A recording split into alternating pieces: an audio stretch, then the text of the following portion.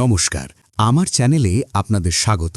আমি সৃজিত এবং আজকের এই ভিডিওতে আমরা কথা বলতে চলেছি সদ্য ঘটা এক অত্যন্ত গুরুত্বপূর্ণ এবং চাঞ্চল্যকর জিওপলিটিক্যাল বিষয় নিয়ে।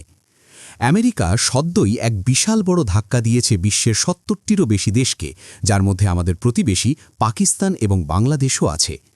ডোনাল্ড ট্রাম্পের আমেরিকা একটি নতুন এবং কঠোর সিদ্ধান্তে এই দুই দেশের নাগরিকদের জন্য নতুন ভিসা দেওয়া কার্যত বন্ধ করে দিয়েছে।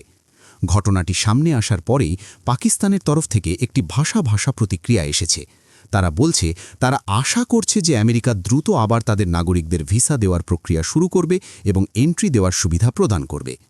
এখানে আপনারা দেখতে পাচ্ছেন news headline, Pakistan reacts after USA pauses visa processing.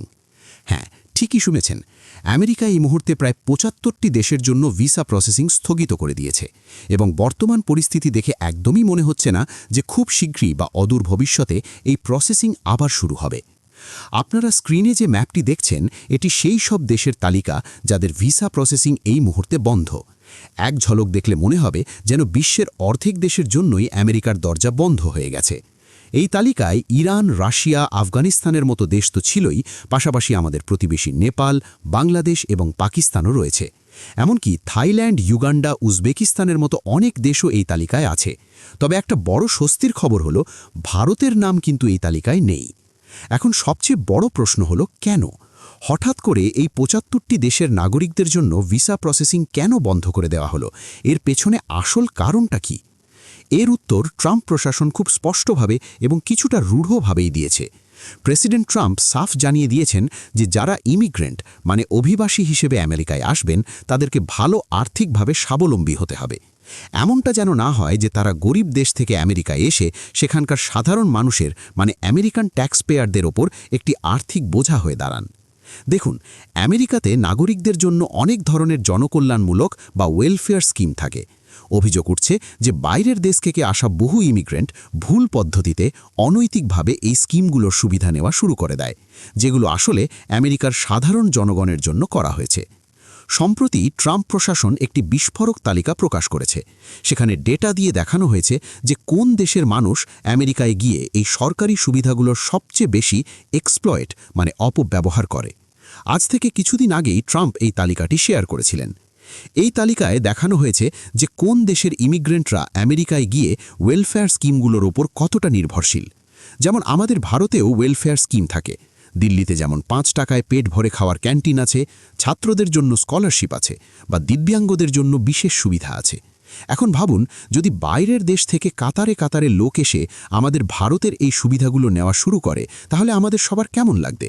স্বাভাবিকভাবেই আমরা চাইব যে আমাদের ট্যাক্সের টাকা আমাদের দেশের নাগরিকদের জন্যই খরচ হোক, তাই না? ঠিক এই সেন্টিমেন্টটাই এখন আমেরিকাতেও কাজ করছে। আমেরিকানরা বলছে যে ইমিগ্রেন্টরা আমাদের ওয়েলফেয়ারের টাকা খেয়ে বেঁচে আছে, তাদেরকে আটকাতে হবে। ওয়েলফেয়ারের সুবিধা সরাসরি আমেরিকান নাগরিকদের কাছে পৌঁছানো উচিত। এটা এমন একটি ইস্যু যেখানে আমেরিকার সব ভোটার, সে শ্বেতাঙ্গ হোক, কৃষ্ণাঙ্গ হোক বা যে কোনো ধর্মের হোক, সবাই একমত। তারা প্রশ্ন তুলছে, বাইরের দেশের লোক কেন আমাদের টাকায় ফায়দা লুটবে? ট্রাম্পের এই তালিকায় দেখানো হয়েছে পার্সেন্টেজ অফ হাউসহোল্ড যারা ইউএস সরকারের থেকে আর্থিক সাহায্য নিচ্ছে। তালিকার শীর্ষে রয়েছে ভুটান, ইয়েমেন এবং সোমালিয়ার মতো দেশ। কিন্তু গর্বের বিষয় হলো, এই পুরো তালিকায় ভারতের নাম নেই, কারণ ভারতীয়রাই আমেরিকায় গিয়ে সবচেয়ে বেশি আয় করা গোষ্ঠীগুলোর মধ্যে অন্যতম। আমরা ভারতীয়রা বিশ্বের অন্যতম মেধাবী জাতি। শুধু মেধাবী নয়, আমরা কঠোর পরিশ্রমী। আমরা জানি কিভাবে শূন্য থেকে শুরু করে সফল হতে হয়। কিন্তু এবার আসল এবং চমকে দেওয়ার মতো তথ্যটা দেখুন। এই তালিকায় যদি আমরা একটু নিচের দিকে যাই এবং পাকিস্তানকে দেখি, তাহলে দেখবেন পাকিস্তানের পাশে লেখা আছে 40%। এর মানে হলো, পাকিস্তান থেকে যত ইমিগ্রেন্ট ভিসার মাধ্যমে আমেরিকায় যায়, তাদের মধ্যে মোট 40% মানুষ আমেরিকায় গিয়ে নিজেদের খরচ চালাতে পারে না এবং বেঁচে থাকার জন্য আমেরিকার সরকারি ওয়েলফেয়ার স্কিমের ওপর নির্ভর করে। তারা সেখানে গিয়ে সম্পদ তৈরি করতে ব্যর্থ হচ্ছে। আর বাংলাদেশের অবস্থা তো আরও শোচনীয়। এই তালিকায় পাকিস্তানকেও ছাপিয়ে গেছে বাংলাদেশ। প্রায় 55% বাংলাদেশি ইমিগ্রেন্ট আমেরিকায় গিয়ে পুরোপুরি ওয়েলফেয়ারের ওপর নির্ভরশীল হয়ে জীবনযাপন করে। যখন একটি দেশের 50 থেকে 55% মানুষ অন্য দেশের ট্যাক্স পেয়ারের টাকায় জীবন ধারণ করে, তখন সেই দেশের সরকার তো কঠোর পদক্ষেপ নেবেই। ডোনাল্ড ট্রাম্প এখানে বলবো একটা ভালো কাজ করেছেন। তিনি এই ওয়েলফেয়ারের অপব্যবহার বন্ধ করার জন্য সরাসরি ভিসা প্রসেসিংই থামিয়ে দিয়েছেন। আপনারা অনেকে হয়তো প্রশ্ন করবেন যে পাকিস্তানের প্রধানমন্ত্রী শাহবাজ শরীফ তো ট্রাম্পের এত তোষামত করছিলেন, স্যালিউট জানাচ্ছিলেন, এমনকি ট্রাম্পকে নোবেল প্রাইজের জন্য সুপারিশও করেছিলেন। তাহলে ট্রাম্প কেন পাকিস্তানের নাম আনল এই লিস্টে? আপনাদের বুঝতে হবে, ডোনাল্ড ট্রাম্প পাকিস্তানের সাধারণ জনগণের কোনো পরোয়া করেন না। ট্রাম্প শুধু পাকিস্তানের জিওপলিটিক্যাল গুরুত্ব এবং তাদের মিলিটারিকে আমেরিকার স্বার্থে ব্যবহার করতে চান। সাধারণ পাকিস্তানি নাগরিকদের জীবন এই ভিসা বন্ধের ফলে আরও কঠিন হলো কিনা তাতে ট্রাম্পের কিছুই যায় আসে না। আর আমার মনে হয় না যে এই ভিসা প্রসেসিং খুব শীঘ্রই আবার চালু হবে বলে, কারণ সমস্যাটা অনেক গভীরে। যে দেশের অর্ধেক মানুষ গিয়ে অন্যের ঘাড়ে বোঝা হয়ে চাপে, সেই সমস্যা রাতারাতি সমাধান করা সম্ভব নয়।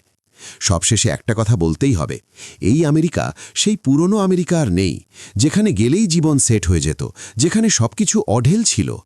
এখন পরিস্থিতি পাল্টাচ্ছে। ট্রাম্প চাইছেন আমেরিকাকে আবার আগের মতো শক্তিশালী এবং ধনী করতে, আর তার জন্যই এই কঠোর পদক্ষেপগুলো নেওয়া হচ্ছে। তিনি পরিষ্কার বার্তা দিচ্ছেন, যাদের টাকা আছে, যারা স্বাবলম্বী, তাদের জন্য আমেরিকা খোলা, কিন্তু যারা বোঝা হতে আসছে তাদের জন্য দরজা বন্ধ। এই টপিকে ভবিষ্যতে আরও বড় কোনো আপডেট এলে আমি অবশ্যই আপনাদের জানাবো। ভিডিওটি শেষ করার আগে আপনাদের জন্য আজকের জিওপলিটিক্স কুইজ প্রশ্ন: ভারত এবারের প্রজাতন্ত্র দিবসে প্রধান অতিথি হিসেবে কোন মহাদেশের শীর্ষ নেতাদের আমন্ত্রণ জানিয়েছে? আপনার অপশনগুলো হল A Africa, B Europe, C উত্তর আমেরিকা, ডি অ্যান্টার্কটিকা। সঠিক উত্তরটি নিচে কমেন্ট সেকশনে জানান। যাদের উত্তর ঠিক হবে তাদের কমেন্টে আমি হার্ট দেব, যাতে বাকিরাও সঠিক উত্তরটি জানতে পারে। আজকের ভিডিও এই পর্যন্তই। ধন্যবাদ সাথে থাকার জন্য।